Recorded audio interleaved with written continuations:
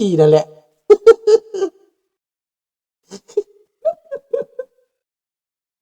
อันละกูจักไว้ซะบ่ดิแล้วก็ถามอันนี้ถามสหายว่าซั่นปฏิการมันเป็นแนวใดปฏิการน่ะเฮาเห็นปฏิการนี่ใส่เครื่องลายได้ว่าซั่นโตมันสีขาวๆได้ผมสียาวๆได้เพิ่นว่ามึงบ่รู้จักหยังเบิดพวกเฮาประชาชนต้องเว้าให้มันทันคนต้องทันคนต้องรู้จักว่าเขาตัวหรือเขาว่าแนวใดเขาเว้าใส่จังซั่นก็ทางคนลาวภายลาวลุ่มเฮานี่บ่จักเรื่องนี่นะน้องรัตพรรู้จักหาก็ได้ยินคำตะอิดว่าคำปฏิกูลนี่แหละข้างลำอิดบ่เสละประเมียกผัวคือจังตั้งปฏิกูลนั่นแหละเฮาให้พวกมันเป็นปฏิกูลเนาะ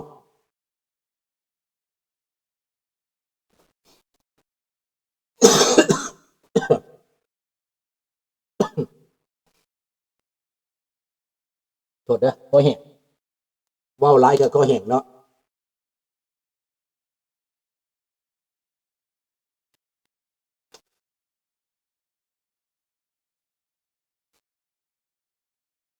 ดังนั้นพวกมันตัวคนมา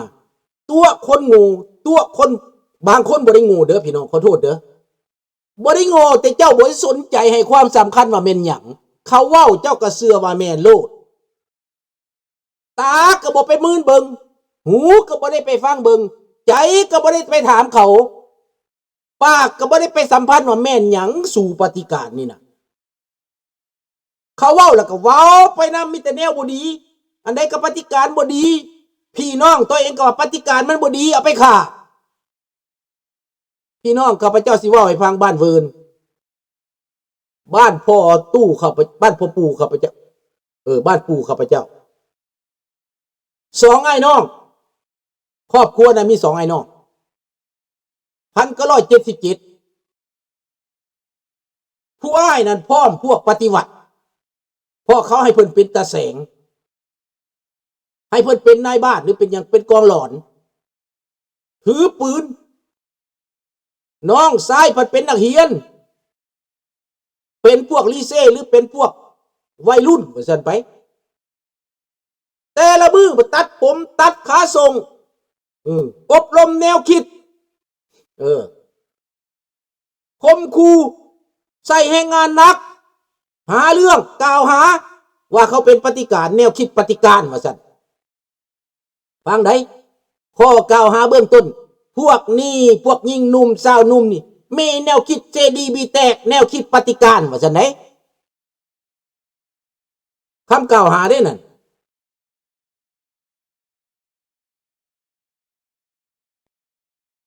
บาดนี้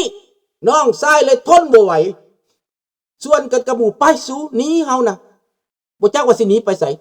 ทำอิฐหนีไปอยู่ทงนาไปนอนอยู่ทงนาก่อน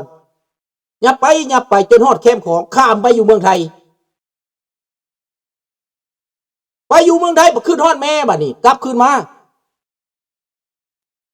กับหมู่2คนมาก็บ่มีปืนมีหยังดอกมามือเปล่านี่แหละมานอนอยู่ในเถียงนา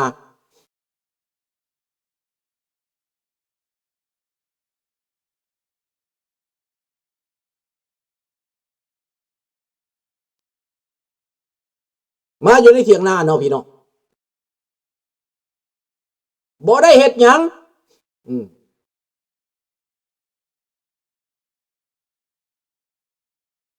แล้วเฮ็ดหยังมานอนอยู่แล้วก็บอกสั่งน้ำคนว่าแม่เอ้ยสวัสดีสางเจ้าเอาข้าวไม่เฮากินแหน่เฮานอนอยู่ในห้านเฟืองนี่แม่เอาข้าวมาให้กิน2-3 มื้อแม่เที่ยวเอาข้าวมาส่งให้น้องอ้ายผู้อ้ายได้ฮู้จักว่าน้องมาให้แม่เอาข้าวไปส่งสั่งกองร้อนไปปิดล้อมสิจับว่าน้องชายไดบ้านเวิร์นเด้อฟังเอาเด้อพวกเจ้าให้บ้านเวิร์น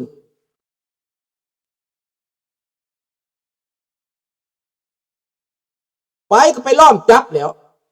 น้องชายเห็นทหารมากโตนเถียงตอนหันเฟืองแล่น2 คนบักน้องชายแล่นมันแล่นไว้บักน้องชายมันหนุ่มกว่าบักหนึ่งกันหมู่ของมันนะแล่นไปบ่รอดเข้าไปรี่ในกอไผ่มุนอยู่ในน้ำมันแหละหมูบอยู่ในน้ำเขาก็จับเอาไปทั้งเตะทั้งตีห้องโอ้ยโอ้ยผูก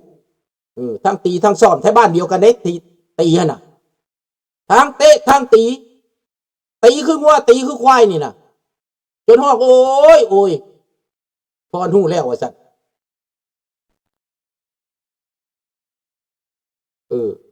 หลังจากนั้นแล้วพี่น้องเป็นเนี่ยไหนล่ะน้องชายกลับขึ้นไปเมืองไทยได้ข่าวอย่างสั้นบ้านเวิร์นใครเล่านั่นแหละ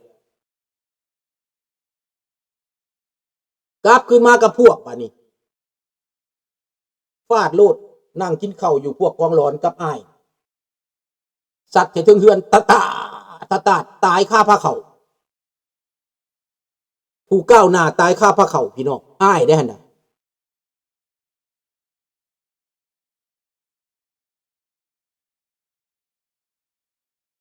อ้ายน้องขาดกัน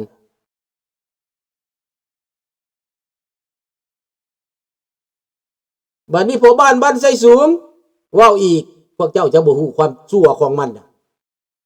พอบ้านใส่สูงบ่ได้เฮ็ดหยังตอนบ่ได้เฮ็ดหยังพวกกู้ซาดเขาห้องปฏิการนั่นแหละเข้าบ้านเขาก็มาเอาเข่าเอาปลาเอาเป็ดเอาไก่ไปกินขอน้ำไทยบ้านใครขอย่านดิบาดนี้พวกปฏิวัติมาผู้กองนวลมากประจับเอาแล้วว่ะมึงเอาเขาเอาป่าให้ปฏิการมึงเป็นใจปฏิการห้องคนมา7-8ตาแสงอยู่บ้านบืนน่ะเอาบ้านใส่สูงไปมัดไว้ต้นไม้หันขอโทษเด้อเป็นความรุนแรงเด้อปาดตับปาดไตแล้วทั้งดิบเลยได้เอามากินต่อหน้าชาวบ้านตาแสงจนเป็นลมใครบ้านเวิร์นบ้านสีใครเป็นลม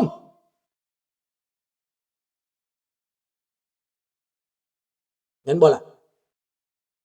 คนที่เขาเป็นพยานหลักฐานยังมีชีวิตอยู่เดี๋ยวนี้ก็ได้บ่ฮู้ว่าอยู่เมืองลาวก็สิยังหลายคนอยู่แต่ในต่างประเทศยังมีชีวิตอยู่คนบ้านสีไข่เห็นป่ะความจริงเหล่านี้นะโอ้บ้านสีไข่บ่แม่นบ้านเวิร์นเนาะลุงก็เปรียบเทียบไปให้ฟังจากบ้านใดก็ลุงก็เปรียบเทียบไปประมาณนั้น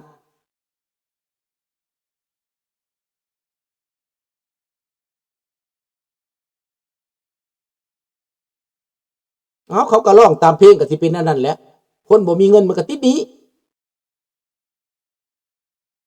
ความอยากความกินมันก็ติดหนี้ธรรมดาอันนี้แหละความชั่วความเลวสุดท้ายแล้วผู้กองนวลก็ตายอยู่บ้านน้องขีดเหลืองไผไปเอาศพลุงนี่ไปเอาศพคือพวกปฏิการยิงเอาปฏิการกับปฏิการกู้ซาดนั่นแหละปฏิการยิงตายอยู่บ้านน้องขีดเหลืองเบ40เขายัดใส่เงาขามมันนะโป้งขึ้น3-4 เมตรตกลงมาตายคอหลอบักผู้กองนวลตายเลยบักผู้กองนวลมันตายแหละเพิ่นกระโทรเลขมาละจะให้บ่จะให้เอ้ยเดี๋ยวนี้กองพันช่องชุด7กองพันที่7นั่นน่ะถือตีละแตกแล้วเดี๋ยวนี้นะมีทหารเขาตายหลายคนได้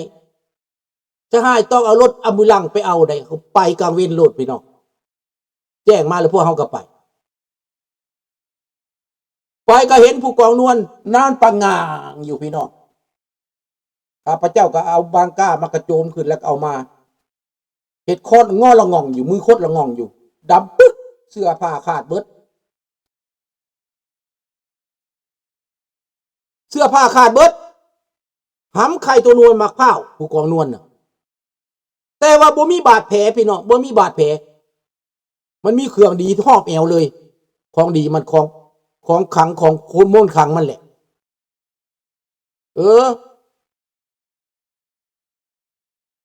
อันนี้แหละ30-40ศพพวกข้าพเจ้าไปเอาบาดเจ็บตั้ง10 กว่าคนมือกุดแขนขาดจะมีไปเอามา แต่ส่วนหลายสิข้อขาดพี่น้องบ่ฮู้จักว่าสาเหตุใดแห้งได้พี่น้องเอ้ยข้าพเจ้าไปเอามาขึ้นรถอำบิลังมาแล้วก็ล้างแล้วก็ใส่ศพแล้วก็ไปฝังอยู่หลัก35เซโนแหละไปเบิ่งโลดฝังอยู่ใส่หลัก35เขาบ่ได้บอกพี่บอกน้องตายแล้วเจ้าบ่มีพี่มีน้องมาฮู้จักว่าตายแล้วพวกเหตุการณ์ปฏิวัตินี่พ่อแม่บ่ฮู้จักว่าลูกตายหรือยังเด้อเขาจะบ่แจ้งให้พ่อให้แม่ฮู้เด้อ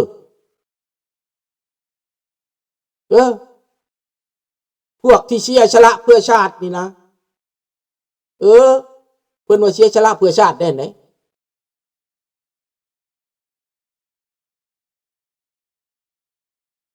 สหายแปลว่าหยังชุดเจ้าสหายก็คือเสี่ยวสุพรรณวงศ์เสี่ยวไกรสอนหัวตบมือกับห้องเสี่ยวเดี๋ยวนี้บ่ให้เว้าแล้วสหายน่ะเว้าแต่พวกเพิ่นเว้ากันแต่ว่าประชาชนบ่ให้เว้าได้เป็นคำจำกัดได้ดีบ่ให้เว้าได้ประชาชนบ่เว้าได้เจ้าก็บ่เว้าแล้วนี่มีแต่โดยได้เดี๋ยวนี้โดยได้บักซี่โดยขน้อยเดี๋ยวนี้น่ะตะกี้ผู้ใดเว้าโดยจับไปขังพุ่นแล้วไปขังคุกกันเมืองวังอ่างคำพุ่นแล้วสวรรณเขตก็ได้คันว่าอยู่ท่าแขกก็พูดแหละคำเพคำเพื่อพูดแหละมหาไส้พูดแหละคุกมหาไส้พูดแหละคันว่าคำเหนือเสียงขวางก็พูดแหละคุกหน้าจองพูดแหละคันว่าเวียงจันทร์ก็ซ้ำเข้แหละมันเห็ดโพดเห็ดเหลือได้พี่น้องลาวกับลาวนี่มันเห็ดโพดเห็ดเหลือได้กับกันเนี่ยน้องธนพรมันสัวมันเลวขนาดไหน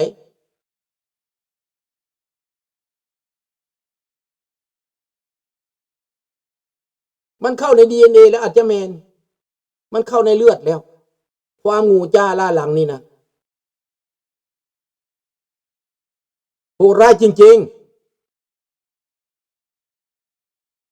แล้วมาโหดร้ายจังไดลูกลุงตายมันฆ่านะมันก็บ่ยอมหับเด้ลุงท่วงว่าเจ้าเฮ็ดบ่ถูกมันเอาปืนจี้หัวเจ้าขึ้นเบิ่งหมามันก็ยังเครียดเป็นนะอันนี้คนนะมันเอายาฉีดใส่ลูกนะลูกว่านี่ใส่บ่ซี่บ่ได้มันเอาปืนจี้ขมับลุงเพื่อนหนูที่มหาลัยเขาจะเอาไปสัมมนาอยู่วัดหรือค่ะคุณลุงเพื่อนหนูบอกว่าไม่ใช่หน้าที่ของประชาชนมันเป็นหน้าที่ของภาครัฐหรอค่ะใช่รัฐมีอำนาจผู้เดียวประชาชนว่าบ่ได้อย่างเบิดฝ่าดังนั้นเราช่วยคนลาวนี่นะเราจะได้บุญเยอะพี่น้องคนไทยพี่น้องคนอีสานเปิดใจเถอะครับช่วยคนลาวให้ได้ประชาธิปไตยแล้วพวกท่านจะได้บุญเยอะจะได้กุศลเยอะๆรัฐบาลไทยที่ยื่นมือมาช่วยคนลาวให้ได้ประชาธิปไตยนี่จะได้บุญเยอะๆแต่ถ้าไปสวยเผด็จการนะเดี๋ยวจะเป็นเวรเป็นกรรมนะครับ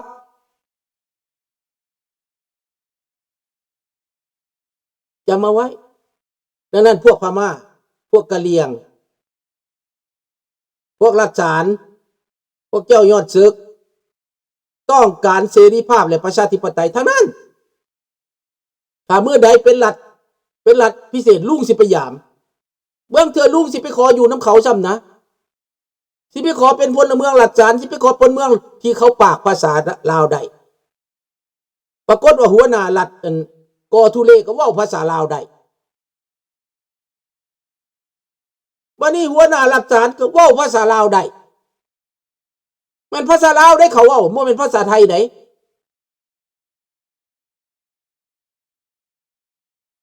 แสดงว่าคนอยู่ในรัฐฉานก็พูดภาษาลาวได้มีเยอะว่าไปนั่นแหละหนุ่มฟรีเดิมบอกขอให้ลุงมีสุขภาพแข็งแรงและเปิดความจริงตลอดจนกว่าคนรุ่นใหม่ตาสว่างขอบคุณมากครับอีกบ่นานดอกพี่น้องคิวบานี่นะ มาโกโรบิโอ